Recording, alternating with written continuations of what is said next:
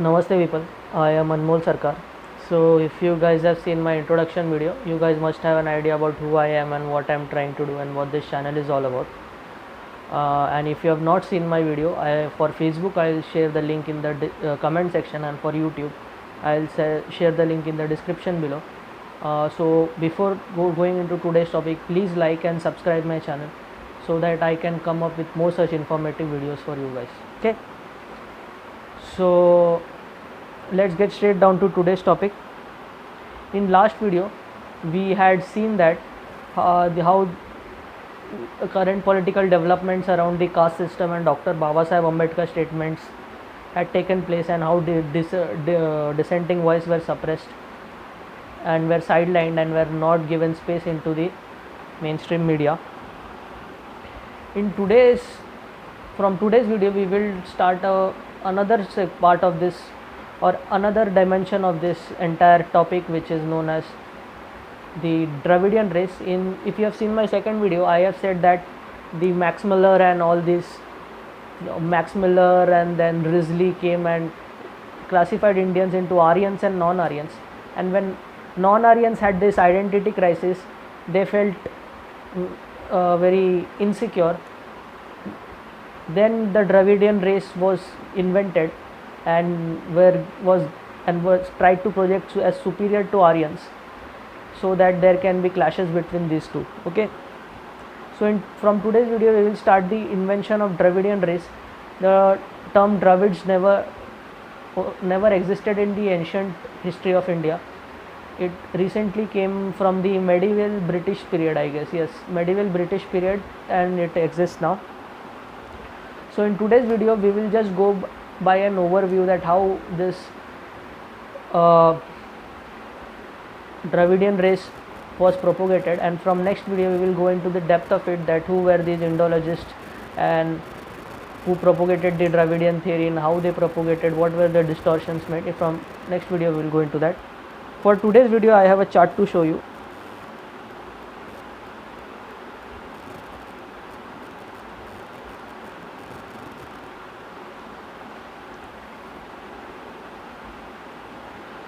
So this is exactly how British colonial evangelical construct encouraged Dravidian identity.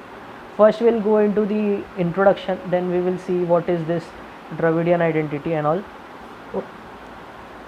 Now colonial administrator and evangelists were able to divide and rule the peoples of Indian subcontinent based on imaginary historical histories and racial myths. Means the racial myths and history which were not present in the ancient India. Okay, so they were able to make that myth. The application of this race science to India included many conflicting concepts and contradictions that are too numerous and preposterous to explore in great detail here. Okay, so we will not go into detail, so we will only see a few people here.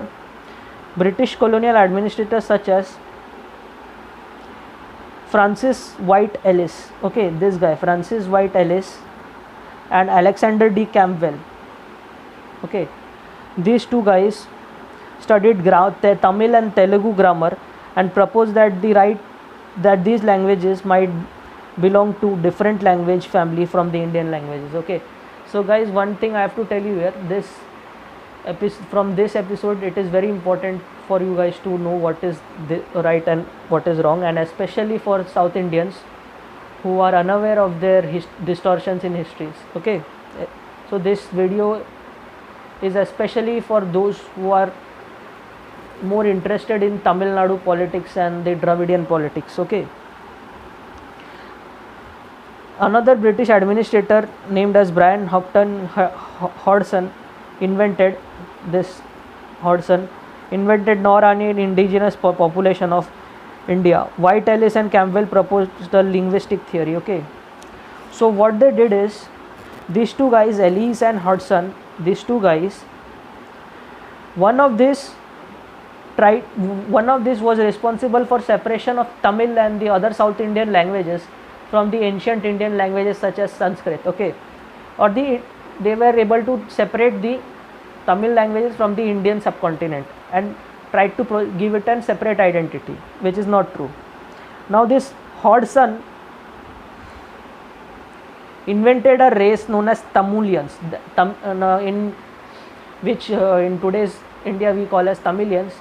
In that time they used to call Tamulians. Okay, Tamulian as non-Aryan aborigines of India. Okay, means they were non-Aryans. Okay, so now this led to few chain of events, and in that Robert Caldwell, an evangelist and British colonial evangelist who belonged from Anglican Church, these two conspiracies, these two entities or framed a conspiracy to create a Dravidian race. They wanted to prove that first Dravidians were original inhabitants of India and they existed prior to Aryans, which is wrong. They were initially inferior to Aryans, which is also wrong. They were cheated by cunning Aryan Brahmins. That means the Aryans came from outside and these Brahmins were cunning and cheated them and they were so simple minded that they exploited them and pushed them to the southern part of India, which is also wrong. Removal of Aryan influence prepares Dravidians for evangelism. Okay, so if you decouple Sanskrit and the other North Indian languages and propagate hatred inside them, they will automatically start hating the Hindu culture and they will automatically start accepting Christianity, and which is exactly the thing which is going on in southern part of India. All this communist, jihadis, evangelical nexus are taking place. We will come into that later. So we have to remember these 5 points. These 5 myths, these two people, British colonial administrators and Anglican Church, were able to establish in today's South India psyche. Okay, the first is the South Indians were original inhabitants of India and they originated prior to Indians, which is wrong. They did not originate prior to Indians. They were initially inferior to Aryans. That is also wrong. They were cheated by cunning Aryan Brahmins, which then led to who then pushed the South Indians or the Dravidians to the southern part of India. Removal of Aryan influences prepare for Dravidians for evangelism. Okay, most of the conversion you will see is going on in South India only. You take Andhra Pradesh for example, Kerala for example. These are the kind of states which are playing into these hands. So the origin of today's South India politics is this. Okay, so that was it for today, guys. Please enjoy this video, and from tomorrow we will see that who was this Hudson and who was this Ellis and how did they propagate these 5 principles or 5 myths I call into the South Indian psyche, and what were those statements, and how the southern India's famous text Thirukural was stripped off of its Hindu nature and was given a Christian evangelical concept or context, we can say. So till then, please enjoy this video.